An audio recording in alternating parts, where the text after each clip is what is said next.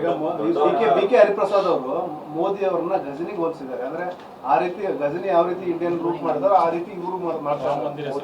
ರಾಮ ಮಂದಿರ ಹೆಸರು ಮೋದಿ ಮತ್ತು ಅಮಿತ್ ಶಾ. ಕಾಂಗ್ರೆಸ್ ಪಾರ್ಟಿ ಅಧ್ಯಕ್ಷರಿಗೆ ಬೇಸಿಕ್ ಒಂದು ಎಟಿಕೆಟ್ಸ್ ಇಲ್ಲ. ಮೊದಲಿದ್ದು ಇದೇ ಗಜನಿನ ಇದೇ ಬಾಬರನ್ನ ಪೂಜೆ ಮಾಡಿದಂಥವ್ರು ಅವರು. ಬಾಬರಿ ಮಸೀದಿ ಉಳಿಬೇಕು ಅಂತ ಹೋರಾಟ ಮಾಡಿದವರು ಯಾರು? ಕಾಂಗ್ರೆಸ್ ಪಾರ್ಟಿಯವರು, SP ಅವರು. ಎರಡನೇದ್ದು, ಸನ್ಮಾನ್ಯ ಶ್ರೀ ರಾಹುಲ್ ಗಾಂಧಿಯವರ ನೇತೃತ್ವದಲ್ಲಿ ಆಲ್ಮೋಸ್ಟ್ ಇತ್ತೀಚೆಗೆ ಕೇರಳ ಒಂದು ಬಿಟ್ಟರೆ ಎಲ್ಲ ಕಡೆ ರಾಹುಲ್ ಗಾಂಧಿಯವರ ನೇತೃತ್ವದಲ್ಲಿ ಯಶಸ್ವಿಯಾಗಿ ಸೋಲು ಕಂಡಿದ್ದಾರೆ.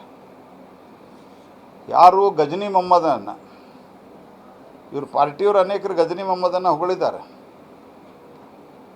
ಔರಂಗಜೇಬನನ್ನು ಹೊಗಳಿದ್ದಾರೆ. ಇವರು ಪಾರ್ಟಿಯವರು, ಅವ್ರ ಮೇಲೆ ಏನು ಕ್ರಮ ಆಗಿಲ್ಲ.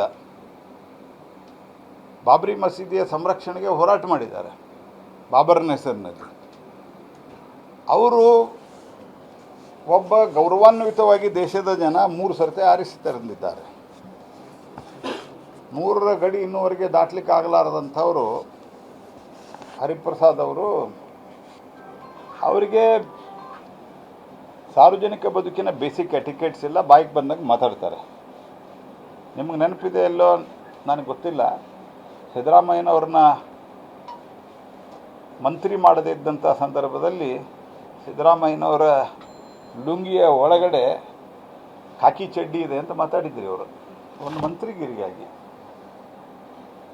ಸಿದ್ದರಾಮಯ್ಯನವರು ನಾನು ಟೀಕೆ ಮಾಡಿದ್ದೀನಿ, ಮುಂದೆನೂ ಟೀಕೆ ಮಾಡ್ತೇನೆ, ಯಾಕಂದ್ರೆ ಅವ್ರ ವಿಚಾರಗಳನ್ನು ಒಪ್ಪೋದಲ್ಲ. ಆದರೆ ಸಿದ್ದರಾಮಯ್ಯನವ್ರನ್ನ ಈ ಲೆವೆಲ್ಗೆ ನಾವೆಂದೂ ಟೀಕೆ ಮಾಡಿರಲಿಲ್ಲ, ಅದು ಇದೇ ಇವರೇ ಮಾಡಿದ್ದು.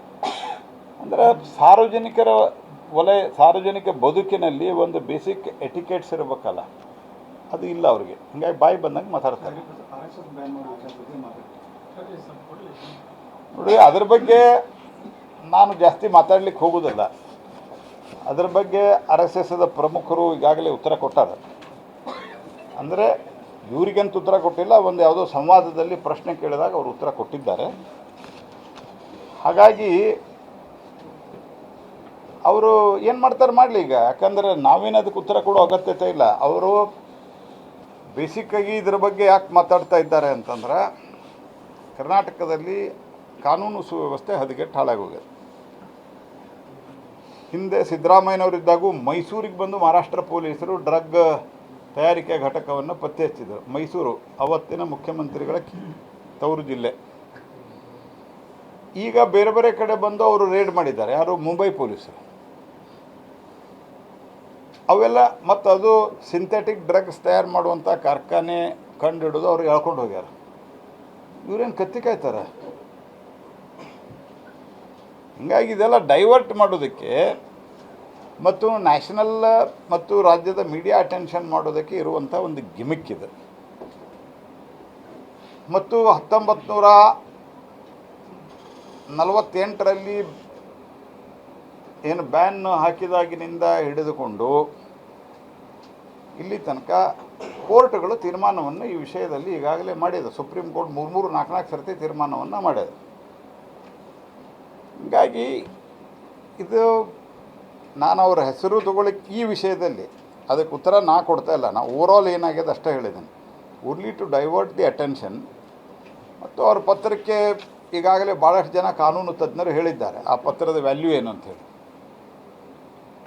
ಮತ್ತು ಆ ಪತ್ರಕ್ಕೆ ಏನು ವ್ಯಾಲ್ಯೂ ಕೊಡಬೇಕು ಅದು ಸಂಘದವ್ರಿಗೆ ಗೊತ್ತಿದೆ. ಅದಕ್ಕೆ ನಾವು ಉತ್ತರ ಕೊಡಬೇಕಾದಂಥ ಅಗತ್ಯತೆ ಇಲ್ಲ. ಅವರು ಸರ್ಕಾರದಲ್ಲಿದ್ದವ್ರು ಏನಾದರೂ ಮಾಡ್ತಿದ್ರೆ ಮಾಡಲಿ, ನೋ ಪ್ರಾಬ್ಲಮ್.